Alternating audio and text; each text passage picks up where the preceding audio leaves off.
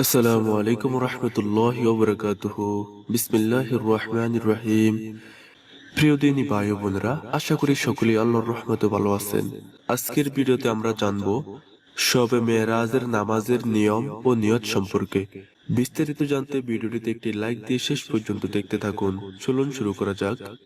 প্রিয় দর্শক শ্রোতা, রাসূলুল্লাহ সাল্লাল্লাহু আলাইহি ওয়াসাল্লাম বলেন, এই রাতে নফল ইবাদত করবে ও দিনে রোজা পালন করবে।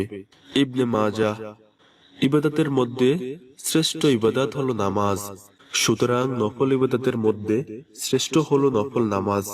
তাই আমাদেরকে এই রাতে বেশি বেশি নফল নামাজ আদায় করতে হবে। প্রিয় দর্শক শ্রোতা, শবে মেরাজের নামাজের কোনো রাকাতের সংখ্যা নেই। আপনার যত রাকাত ইচ্ছে নফল নামাজ আদায় করতে পারেন, এবং এই নফল নামাজের কোনো নির্দিষ্ট সূরাও নেই। আপনি যে কোনো সূরা দিয়েই শবে মেরাজের নামাজ আদায় করতে পারেন। শবে মেরাজের নামাজ পড়ার নিয়ম: দু রাকাত করে কমপক্ষে 12 রাকাত নফল নামাজ আদায় করবেন। তাছাড়া আপনি বিভিন্ন নফল ইবাদত সহ আরো বেশি বেশি নফল নামাজ আদায় করতে পারেন।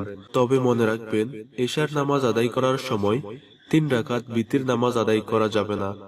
এই 3 রাকাত বিতির নামাজ আদায় করবেন সকল নফল নামাজের পরে। শবে মেরাজের নিয়ত: অন্যান্য নফল নামাজের মতোই এই নামাজের নিয়ত করবেন। নাওয়াইতু আন উসাল্লিয়া লিল্লাহি তাআলা রাকাতাই সালাতিল লাইলাতিল মিরাজ নফলি মুতাওয়াজ্জিহান ইলা জিহাতিল কাবাতিশ শরীফাতি। আল্লাহু আকবার। যদি আপনি মনে করেন এটি মুখস্থ করতে সমস্যা বা মনে থাকে না, তাহলে এই নিয়ত আপনি বাংলায়ও করতে পারেন।